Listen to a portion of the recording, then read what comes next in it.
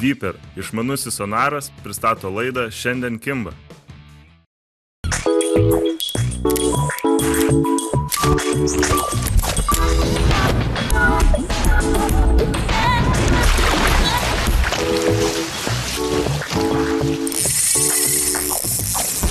Sveiki žvejai. Sveiki. Šiandien laidoje vieši pas mus Darius, o tai reiškia, kad bus kalbama apie keliones į Skandinaviją. Aš sužinojau iš kalbų su juo, kad jisai ruošiasi vykti į Švediją, ieškoti naujų žvejybinių plotų, naujų vietų. Atrodo, jau ir taip ten jų pakankamai pilna, nors kitados, kiek buvome, matėme, kad pagrinde visi žvejoja tik tais 3 ežeruose, kokiuose 4.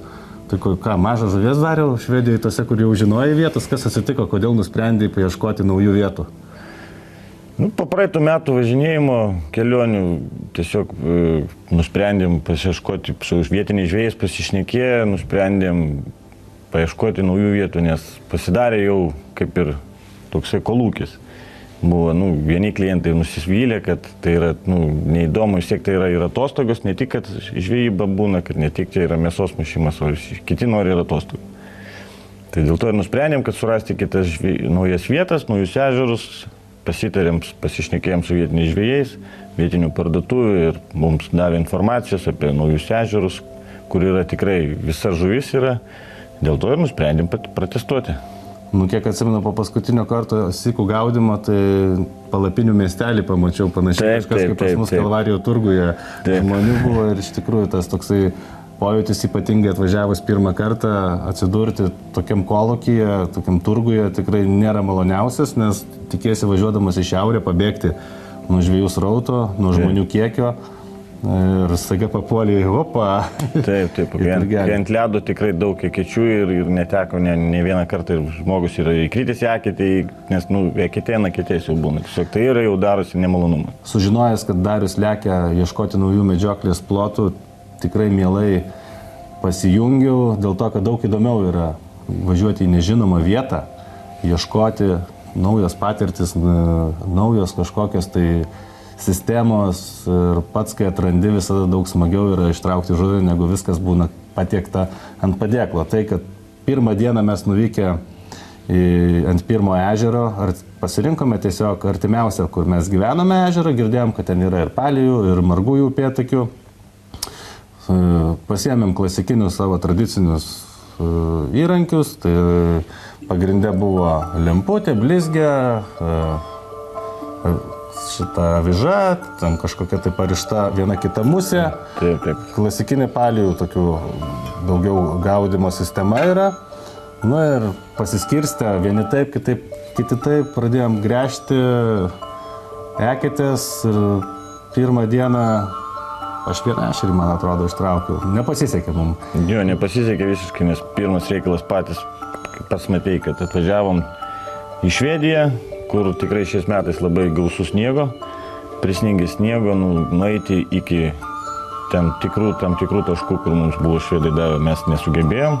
Mes buvom su operatoriu nusigrūdę, pagalba transporto, taip vadinam sniego rogėmis, tačiau ir ten nieko gero nesuradę. Pirmą dieną, kaip sakoma, blynas buvo prisvilęs, tačiau mes nenusiminėm, dar ne paskutinė diena ir kitą dieną persikėlėme visiškai į kitą ežerą.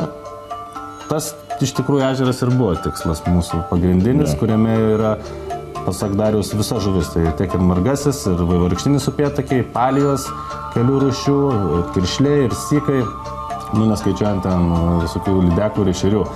Taip, kad persikėlė į kitą ežerą, irgi susidūrėme su pakankamai sudėtingom sąlygom.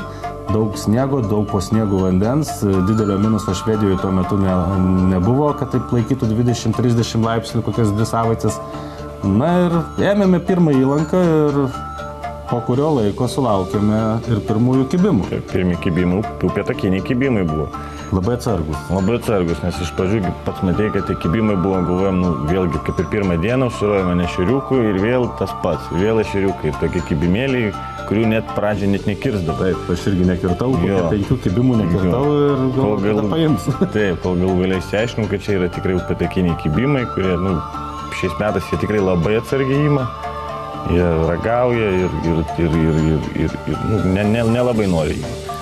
Tačiau išsiaiškinę, kad visgi tai upėtakiai, šiek tiek keitėme sistemas, nes klasikinė sistema lemputė, blizgė, aviža neveikia, reikėjo šiek tiek pridėti judesio su meškere.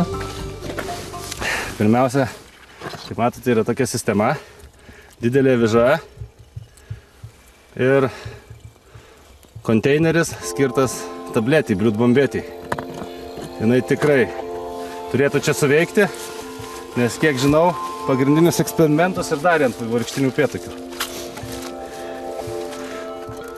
Yra supakuota 10 vienetų ir konteineris, kuris pas mane ir kabo ant valo.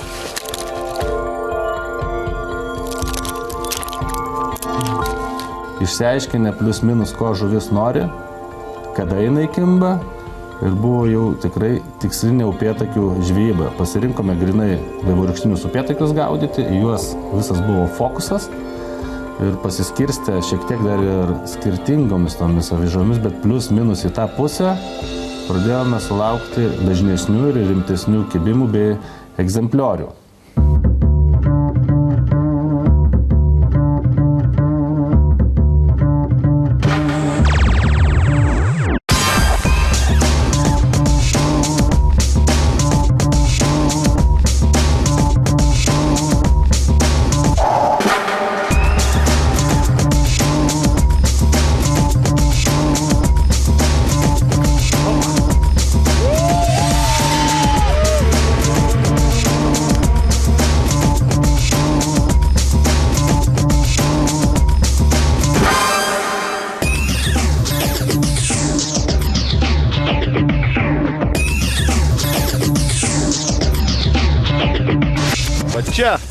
Va čia žuvis, va tokios žuvies važiuojam gaudyti. Taigi susiorientavome vien tik tais į vaivorykštinius upėtakius, tačiau vis tiek dar užmetėme šalia keletą meškerių su lemputė, blizgutė. Čia klasikinė Švedijai sistema, o jau rankose grinai pasiėmė po vieną spiningėlį, tai vieną eketę patikrini, antrą eketę patikrini, tai teko jau virpinti ir tokiu būdu pagrindė ir sulaukime kibimų. Dar papildomai įranga reikalinga, tai gilmatis, labai tikrai patogus reikalas, nes kažkokį tik tais minimalų suradus perkritimą, ar tai duobelę, tenais būdavo daug rezultatyvesnis kibimas ir netgi įmetus gilmatį ir laikant jį, pasirinkus nežeminį variantą gilmačio programoje, o paprasčiausia, kad muštų didesnį kampą. Tik matosi, atplaukių upėtakis, reiškia, jis gali būti 10 metrų iš šonus, ar po 5 kažkur metrus iš šonus nuo kities. Reikia jau imti ir pradėti agresyviau žaisti. Ir tikrai ten pakankamai yra skaidrus vanduo ir upėtakis reaguodavo į tą virpinimą iš didesnio atstumo.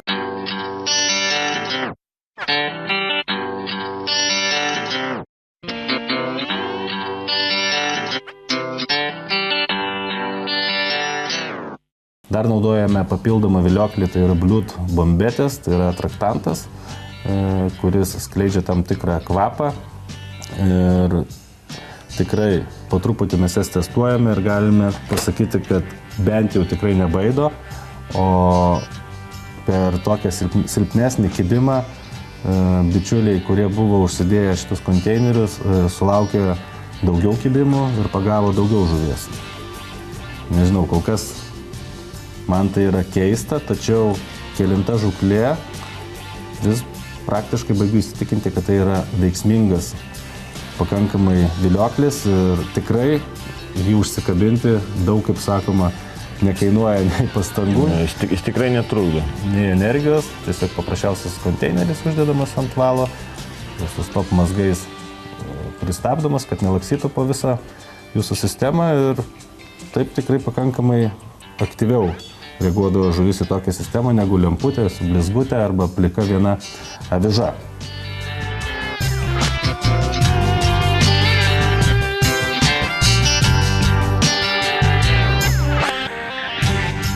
Na, kalbant kokias avižas reiktų rinktis gaudyti Švedijoje upėtakius, štai yra spalvotos visos didelės avižos, reiktų jas bandyti. Rišamos ant rimtų sistemų didelės, tai yra valas 0,22, 0,2, 0,25 gali būti, dedamas kuo didesnės avižos. Ir aš galvau, kad stovinčiam vandenį man šitų dydžių pakaks, tačiau jeigu jie buvo įsiaiškinta, visgi, kad reikalinga štai va tokia didelė aviža, kaip mes vadinam boružėlė. Tačiau netgi ir vien tik tai šitos avižos formos ir dydžio neužteko. Ir galiausiai geriausius kibimus sulaukėme, kas turėjo daugiausiai kibimų. Sulaukė, kas turėjo štai vat tokią avižą. Iš išvaizdos jinai pakankamai panaši kaip ir ta forma ta pati.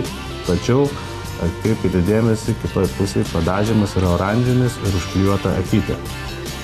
Na, aš nenorėjau taip jau tikėti grinai, kad tik tais toks jau dažymas čia veiksmingas, o ant kitų avižų panašių, tai nieks nekaip čia laikui bėgant įsitikinom, kad visgi su akytė ir oranžinė spalva daug aktyviau kibo žuvis. Ir namie vieną dieną teko net traukti senus kažkokius užšalusius lakus, kur Darius turėjo, ir namie improvizuoti, dažyti tas avižas, keisti jų spalvą.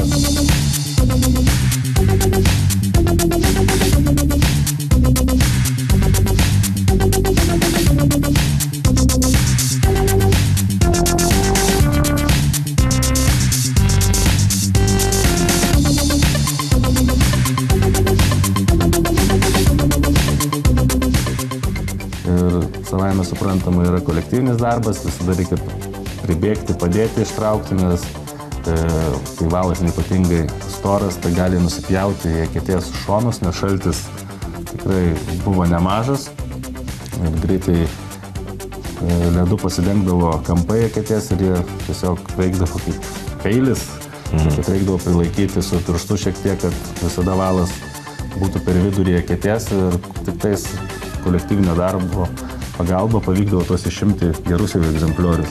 Geras žuvis.